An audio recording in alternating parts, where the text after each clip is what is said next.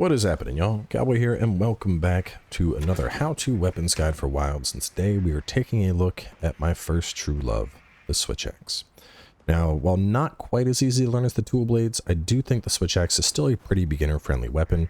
We follow a similar playstyle of build a gauge to get into a different mode, to then build a gauge to do specials. So kind of similar, but the basic gist is we fight in axe mode. As we fight in axe mode, we build up a gauge, which is that little yellow bar under the sharpness. Once that is sufficiently built, we go into sword mode. From sword mode, our attacks spend that gauge to build up a amp gauge, which then make our sword attacks stronger. And eventually we culminate this with a elemental discharge, which is just a big juicy attack. And then we get a unbridled slash to follow it up, and we're back into axe mode. And so the basic idea of this weapon is flowing between axe mode and sword mode to do big damage. Some distinct differences. Axe mode, you have a lot of mobility. For being how big and beefy this weapon is, you can see we are very quick on the rolls. We have forward momentum on a lot of our swings. Whereas compared to going into sword mode, you can see sword mode, we got like little rolls, or after a slash, baby hops. So sword mode, you're not going to be doing a whole lot of movement on, but you have so much movement in axe mode. The idea is you get where you need to go, and then you're going to transform. You really never want to transform just standing still, but off of any attack, you can hit right trigger to transform. You also shouldn't be doing manual reloads like I am right now, but we don't have anything to hit right now. But after any movement, you can just hit the trigger and transform. You could even just chain transform like this and go back and forth between them. But the basic idea is to just, use axe to get into sword. Sword will eventually end you back in axe. Now, taking a look at axe in particular, our main triangle combo, the most important part is the end of it, which will be spiral burst slash. This is going to build up a lot of our gauge. So right now the gauge is blue, which means we would have to do a manual reload to go into sword mode. And you can see it's slowly building, but you can see how much spiral slash did. Spiral slash built up a ton of that gauge. It's going to fill it up right here with those two swings. So that's why you always want to prioritize spiral slash. It's also really nice to transform out of spiral slash, because if you do, you get the morph rising double slash, which is obviously going to be better than just a regular morph slash. Besides that, some other things to keep in mind are going to be the wild swing. The idea is after two swings, you can hit triangle to go into the heavy slam. And when you do that, you're going to get a buff. You can see there's like a little pulsing red part on the axe icon there. That is going to increase the damage of our axe and also increase how much of that yellow bar comes back as we attack an axe. We also have fade slash. After almost any attack, you hit back and circle and fades away. The idea is this is just a nice evasive move with axe, covers quite a lot of distance, and then of course we also have offset rising by hitting circle and triangle. The offset is kind of like a counter attack, and if you time it right, you'll then be able to hit triangle to go straight into a heavy slam. Alternatively, you'll be able to hit right trigger and go into, you'll morph it into your sword mode, and I believe you can go straight into a discharge as well from that. Besides that, that's basically it when it comes to axe mode. If you're holding forward, a couple of your moves change. Like we have, right now we have overhead slash if we're holding forward and hit triangle. We have the poke. If we hit circle while stationary, we do wild swing. If we hit it while going forward, we have the forward overhead slam. Wild swing, you can also just keep doing this if you want. There was a small period of time where this is one of the best things. And going morph sweep out of it is also very good. Does a lot of damage doing that. Taking a look at sword mode, hitting triangle is going to be kind of our basic 1, 2, 3 attack. Hitting circle twice, this is going to be our big gauge builder. And to help demonstrate this, we'll use whatever this thing is called. I don't know what these enemies are called yet, but... So you can see a red gauge that's starting to fill. 1, 2, 3. You can see we didn't get a whole lot. If I do the circle though, whiffed half of those. Come back. Do not. Why are you running? Here, we'll go for these guys. Show you the double circle fill.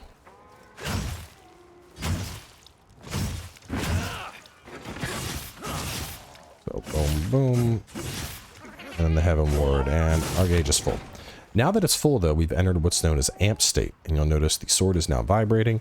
Anytime we do attacks, you're going to notice little micro explosions coming off of the attacks, and this is essentially what amp state is. Now in amp state, we gain access to 2 unique moves.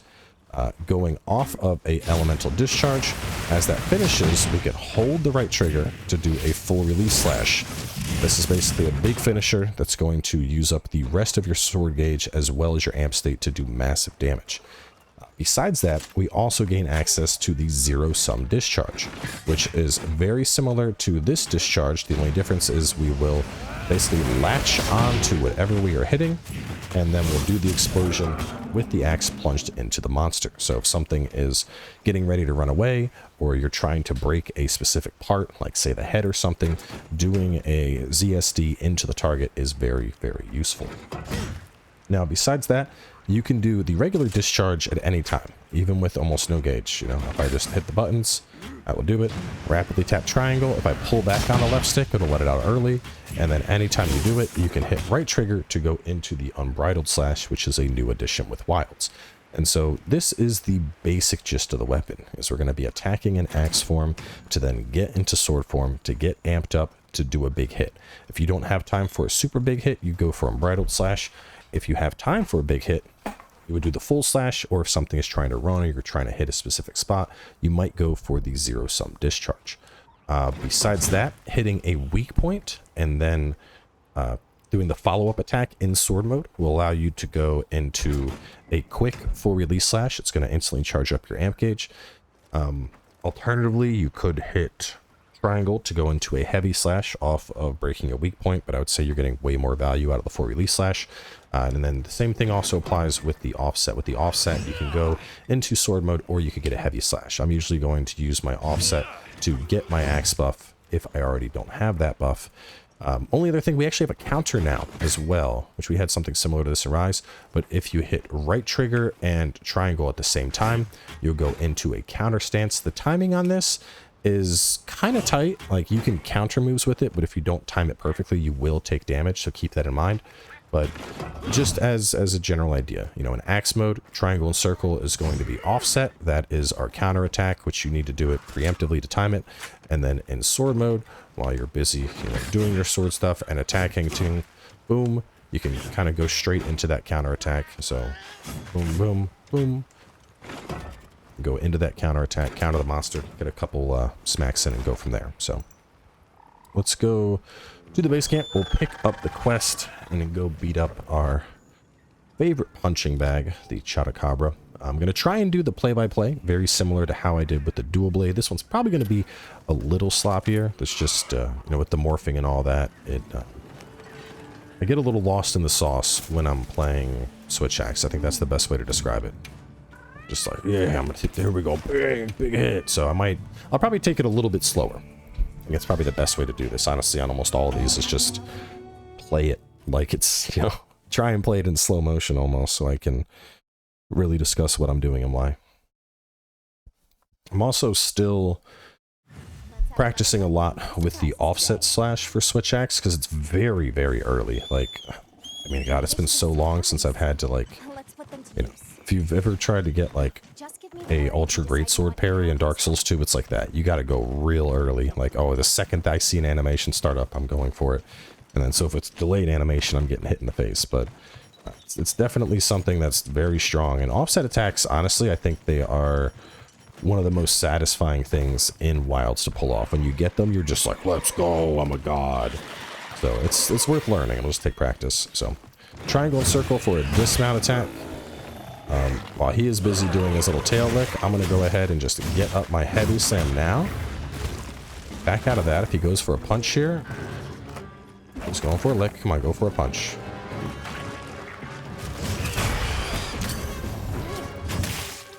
Boom! That's the heavy follow-up. I'm going to hit that. I'm going to hit the weak point. I'm also going to morph while I hit the weak point, and that's going to go into that. I wish I can go into the unbridled from there.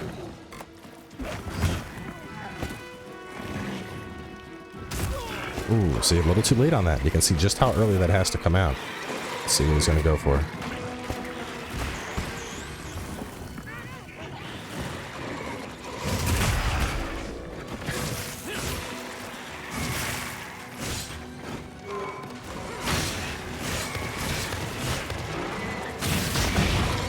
I go for a full release from that.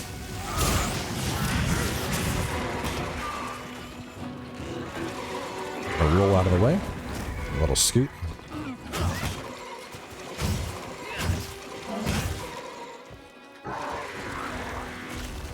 Waited too long, see? Like right there, I had to do that counterattack as soon as he did it.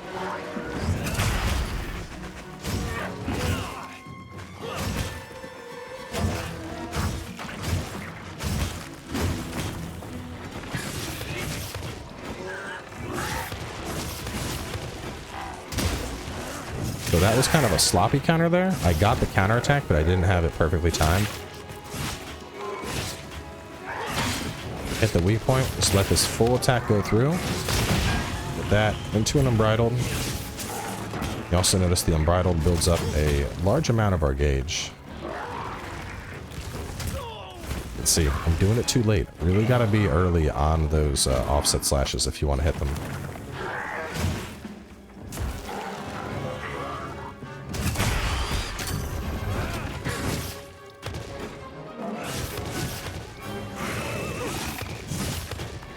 To show a zero sum because I haven't done it yet. So you press them and hold them, and then rapidly tap triangle while you're on the target.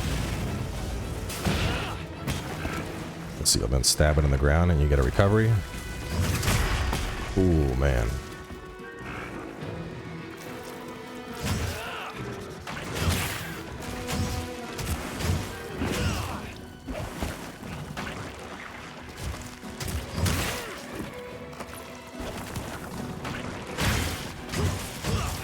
Gonna hit morph during this to go into that, and then another full release out of it.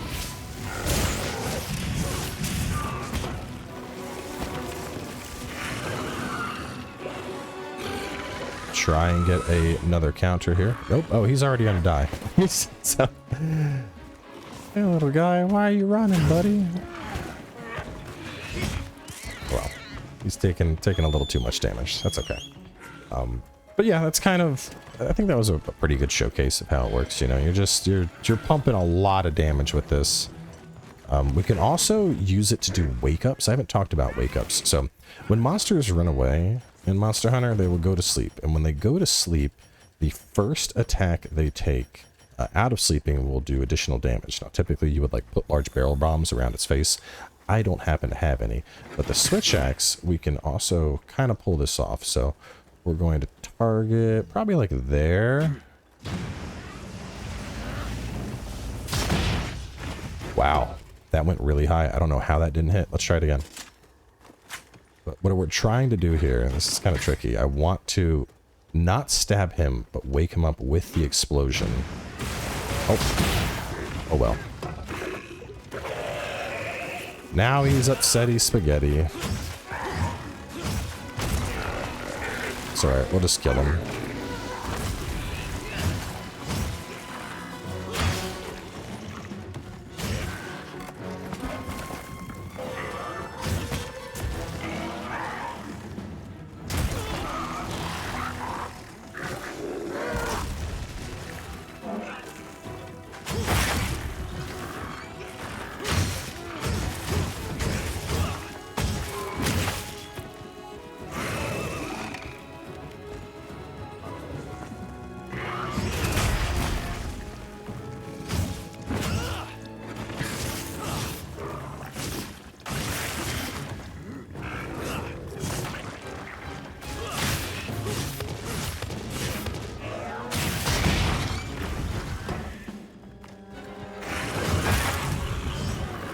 I'm just gonna go in and poke. Oh, he's dead. I was gonna hit him with one more big old full release slash. Yeah, so switch axe, I mean, you pump insane damage, you know. We were basically playing around with him for most of that hunt, and he still was like, ah, I'm gonna die, I gotta leave. But it's once you get it down, it's pretty easy. I think the hardest part for a new player for switch axe is gonna be just watching your gauge. You know, watch your gauge, because you don't want to be in the middle of combat and then have to do that manual reload, because look how little yellow gauge I get for that. You know, that's almost nothing, right? But by comparison, if I am out, if I need to refill my gauge, if I just do like the regular triangle attack, already more gauge than I would have gotten from a manual reload, and on top of that I was moving and doing damage during that. So just watch out manual reloading, and otherwise I think switch axe is pretty easy to run with, and it's definitely a lot of fun to play with for sure. So thanks for coming by, and I'll catch y'all soon with another weapon.